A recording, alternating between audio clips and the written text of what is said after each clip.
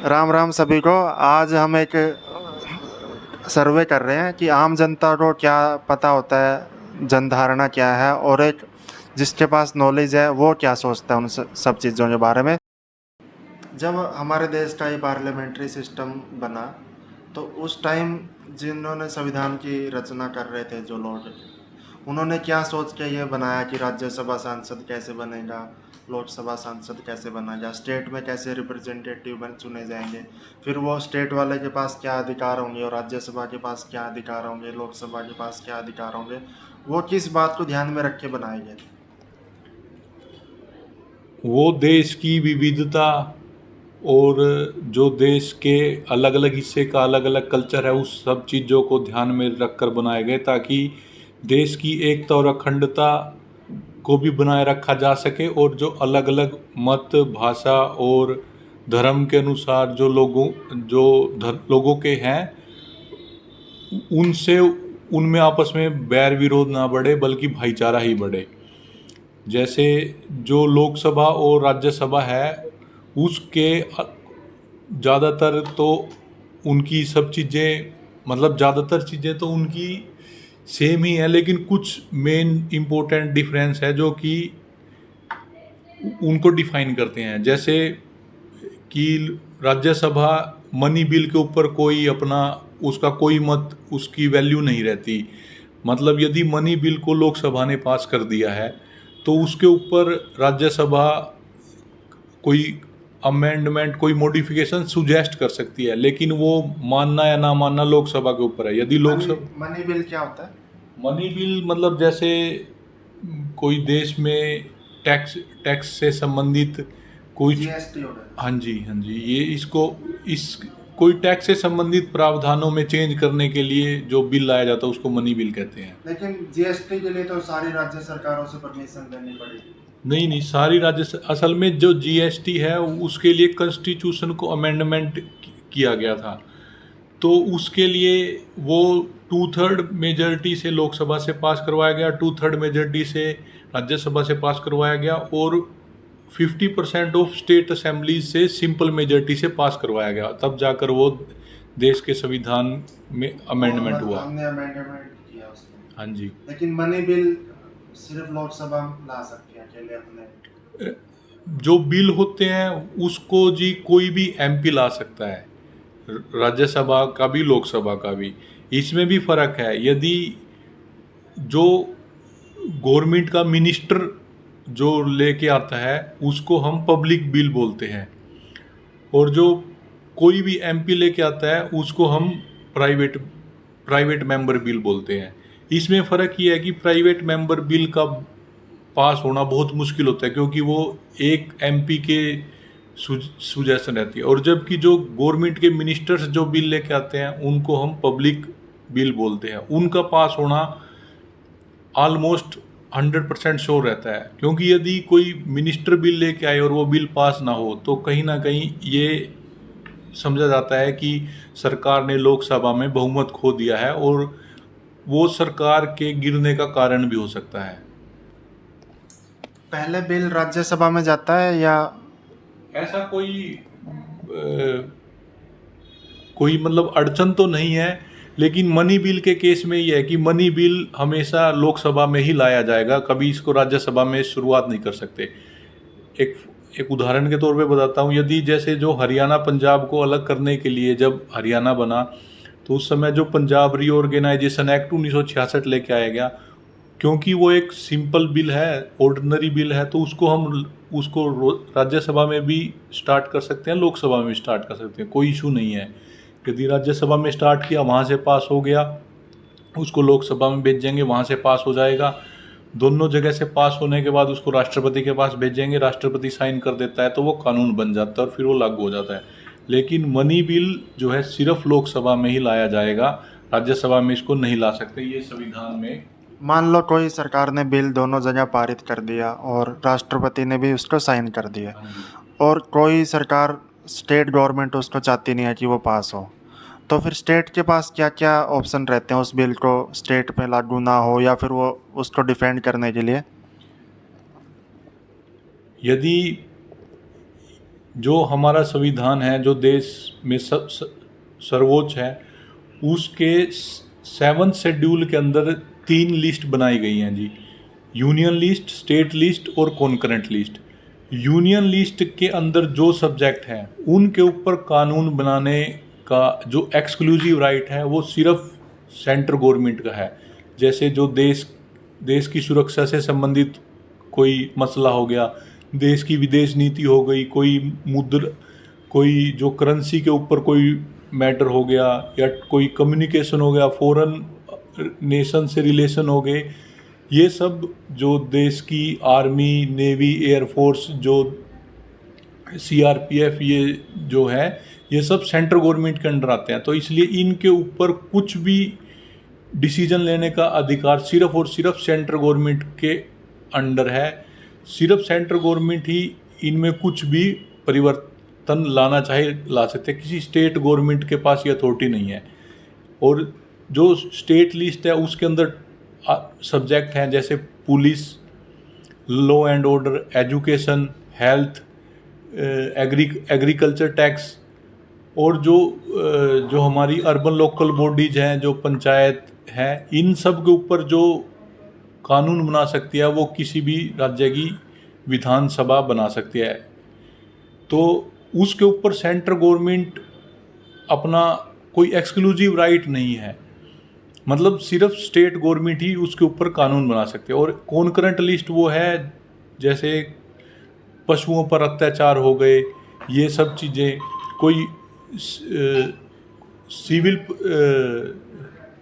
Code of civil procedure, code of criminal procedure, ये ऐसे topic है जिनके ऊपर स्टेट गवर्नमेंट और सेंट्रल गवर्नमेंट भी कानून बना सकती है। लेकिन यदि दोनों कानून से एक ही डायरेक्शन में जा रहे हैं तो ठीक है। यदि एक कानून अपोजिट डायरेक्शन में जा रहा है, एक दूसरे डायरेक्शन में जा रहा है, तो सेंट्रल गवर्नमेंट का कानून डोमिनेंट रहेगा, स्टेट गवर्नमेंट का कानून डोमिनेंट नहीं रहेगा।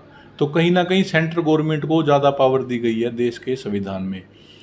और यदि सेंट्रल गवर्नमेंट कोई स्टेट गवर्नमेंट के सब्जेक्ट के ऊपर, फॉर एग्जांपल कोई एग्रीकल्चर टैक्स के ऊपर या पुलिस या लॉ एंड ऑर्डर के ऊपर कोई कानून बनाना चाहती है और किसी स्टेट को लगता है कि ये उसके अधिकारों का हनन है, तो वो डायरेक्ट सुप्रीम कोर्ट को अप्रोच कर सकती है। और यदि सुप्रीम कोर्ट को भी ऐसा लगता है कि ये चीज़ सेंट्रल गवर्नमेंट ने जो की है वो संविधान के अनुरूप नहीं है, तो वो उस चीज़ को खारिज कर सकती है और वो चीज़ फिर खारिज हो जाएगी। जैसे आपने बताया एग्रीकल्चर का, अभी फार्म बिल आया था लास्ट सेशन में, तो राज्य सरकारें क्या कर सकती थी उसमें और सुप्रीम कोर्ट उसमें क्या कर सकता था? राज्य सरकारें कुछ नहीं मतलब कर सकती थी, क्योंकि उसको पास जो किया देश की संसद ने किया और उसको लागू करना था वो सेंट्रल गवर्नमेंट को लागू करना था। उसमें राज्य सरकार मतलब कुछ नहीं कर सकती थी, उनको वो चीज़ लागू ही करनी पड़ती। हाँ, ये हो सकता था कि कोई राज्य सरकार सुप्रीम कोर्ट जा सकती थी, पर सुप्रीम कोर्ट फिर उस चीज़ को देखेगा कि ये जो जिस टॉपिक के ऊपर सेंट्रल गवर्नमेंट बिल लेके आई है, ये टॉपिक उसकी जूरिसडिक्शन में है या स्टेट की जूरिसडिक्शन में है। यदि वो सेंटर की जूरिसडिक्शन में है, सुप्रीम कोर्ट को ये चीज़ लगती है, तो वो उस चीज़ को इस बेसिस पर क्लैश नहीं कर सकती कि ये तो सेंट्रल गवर्नमेंट की जूरिसडिक्शन में नहीं है, मतलब अधिकार क्षेत्र में नहीं है। ऐसा कोई कानून भी है कि जो राज्य सरकार ने सुप्रीम कोर्ट में जाके रिजेक्ट करवा दिया हो, जो सेंट्रल गवर्नमेंट ने बनाया हो?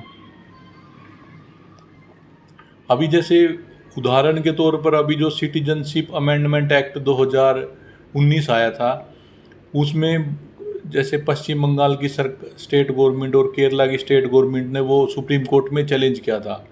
हालांकि उस चीज़ का कोई बेसिस नहीं है, क्योंकि जो सिटीजनशिप है वो सेंट्रल गवर्नमेंट के अधिकारक क्षेत्र में आता है। तो सेंट्रल गवर्नमेंट के पास ही पावर है कि उसके ऊपर कुछ भी कानून बना सकती है वो। तो इसलिए उसको इस बेसिस पर तो खारिज सुप्रीम कोर्ट नहीं कर सकता कि ये सेंट्रल गवर्नमेंट ने अपने अधिकार क्षेत्र से बाहर जाके उस पर काम किया है। यदि उसमें कोई और टेक्निकल प्रॉब्लम होगी, जैसे कि जो कि कहा जा रहा है कि ये धर्म के आधार पर भेदभाव करता है, क्योंकि इसमें मुस्लिमों को छोड़कर बाकी 6 कम्युनिटीज़ को नागरिकता देने का प्रावधान है, और ये धर्म के आधार पर भेदभाव करता है और धर्म के आधार पर भेदभाव देश के संविधान में अलाउड नहीं है। तो इस बेसिस पर तो शायद सुप्रीम कोर्ट इस चीज़ को खारिज कर सकता है, इस कानून को अवैध ठहरा सकता है, असंवैधानिक ठहरा सकता है। राज्य सरकार के पास ऐसा कौन सा हथियार होता है कि वो अगर सेंट्रल गवर्नमेंट डेमोक्रेसी के खिलाफ चले तो वो किस प्रकार से उनकी चीज़ों को डिफेंड कर सकता है अपने राज्य के नागरिकों को, क्योंकि 28 से ज़्यादा प्रकार के राज्य हैं, केंद्र शासित प्रदेश भी हैं। कोई ना कोई कानून ऐसा बन जाता है जो उस प्रदेश की जनता के लिए उनके हकों के खिलाफ होता है या फिर उसकी धार्मिक आस्था के खिलाफ होता है। तो राज्य सरकार या उस स्टेट का एमएलए या फिर उन स्टेट की गवर्नमेंट ऐसा क्या कर सकती है कि वो उस चीज़ को वहाँ पर डिफेंड करे? यदि किसी भी चीज़ में सेंट्रल गवर्नमेंट और किसी स्टेट गवर्नमेंट का डिस्प्यूट हो जाए तो डायरेक्ट स्टेट गवर्नमेंट, क्योंकि स्टेट गवर्नमेंट सेंट्रल गवर्नमेंट से कम पावरफुल ही रहती है, तो वो डायरेक्ट सुप्रीम कोर्ट को अप्रोच कर सकती है। और यदि सुप्रीम कोर्ट को लगता है कि ये सेंट्रल गवर्नमेंट ने कोई भी बात देश के संविधान के अनुरूप नहीं की है तो वो उसको असंवैधानिक ठहराकर उस कानून को रद्द कर सकती है और वो फिर कानून रद्द हो जाएगा। और मान लो सुप्रीम कोर्ट ने उस कानून को रद्द कर दिया, फिर सेंट्रल गवर्नमेंट के पास क्या ऑप्शन रहते हैं कि उसके खिलाफ क्या कार्रवाई कर? गवर्नमेंट के पास ऑप्शन रहते हैं कि सुप्रीम कोर्ट में पुनर्विचार याचिका डाले ताकि जो सुप्रीम कोर्ट है उसी अपने जो फैसले जो उन्होंने अपना फाइनल वर्डिक्ट दिया है उसके ऊपर रिकंसिडरेशन करे। यदि रिकंसिडरेशन में सुप्रीम कोर्ट उस चीज़ को कंसीडर करके ये मानती है कि सेंट्रल गवर्नमेंट का डिसीजन ठीक था तो वो सेंट्रल गवर्नमेंट का डिसीजन ही रहेगा। और यदि उसमें पुनर्विचार याचिका में भी सुप्रीम कोर्ट ये समझती है कि सुप्रीम कोर्ट ने अपना फैसला सही दिया है, उसमें कोई पुनर्विचार की ज़रूरत नहीं है, तो वो सेंट्रल गवर्नमेंट का डिसीजन रद्द माना जाएगा। तो फिर सेंट्रल गवर्नमेंट उसी चीज़ को यदि लागू करना चाहती है तो वो फिर नया कानून ला के उसको लागू कर सकती है। हालांकि वो नया कानून भी फिर सुप्रीम कोर्ट में चैलेंज हो सकता है। फिर उसका अमेंडमेंट करना पड़ेगा अगर प्रॉपर कानून बनाना है, या फिर ये बार बार ऐसे चलता रहेगा? यदि कुछ चीज़ संविधान में ही अमेंडमेंट करनी है तो संविधान कॉन्स्टिट्यूशनल अमेंडमेंट बिल लाना पड़ेगा। यदि कोई सिंपल चीज़ों के लिए कुछ काम करना है तो उसके लिए तो ऑर्डिनरी बिल लाना पड़ता है, उसके लिए कोई अमेंडमेंट बिल लाने की ज़रूरत नहीं है। अगर केंद्र सरकार को लगे कि राज्य सरकार अच्छे से काम नहीं कर रही है तो केंद्र सरकार के पास ऐसी कोई पावर है कि राज्य सरकार को डिसॉल्व कर दे या फिर उसको हटा दे? बिल्कुल, संविधान में इस चीज़ का प्रावधान दिया गया है कि जो ये केंद्र सरकार की जिम्मेदारी है कि वो किसी भी स्टेट को जो भारत का एक हिस्सा है उसको किसी भी आंतरिक दंगा फसाद या किसी भी आंतरिक असुरक्षा से महफूज रखे। इस चीज़ के लिए सेंट्रल गवर्नमेंट स्टेट गवर्नमेंट को डायरेक्शंस दे सकती है और स्टेट गवर्नमेंट को उस चीज़ को फॉलो ही करना पड़ता है।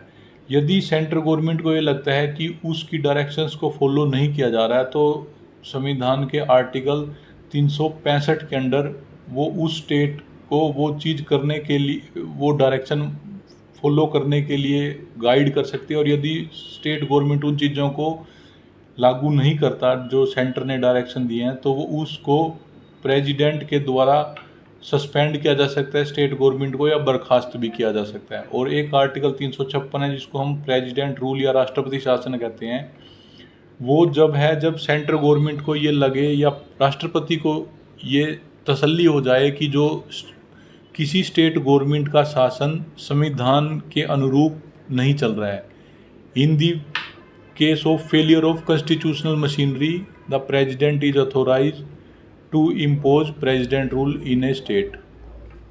इस केस में फिर राज्य सरकार सुप्रीम कोर्ट में जाएगी, वो एज ए गवर्नमेंट जाएगी या एज ए नागरिक जाएगी? उस टाइम वो एज ए गवर्नमेंट ही जाएगी। सुप्रीम कोर्ट जा सकती है क्योंकि यदि ऐसा बहुत बार देखने को हुआ है कि जैसे जब इंदिरा गांधी के समय में इंदिरा गांधी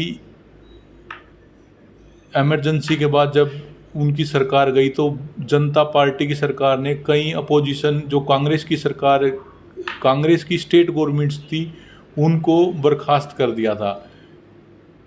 इसी तरह फिर जब जनता पार्टी की सरकार जाने के बाद इंदिरा गांधी की 1980 में दोबारा वापसी हुई तो उसने भी ऐसे ही पॉलिटिकल वेंडेटा में जो अपोजिशन जनता पार्टी लेड सरकार थी उनको बर्खास्त कर दिया था।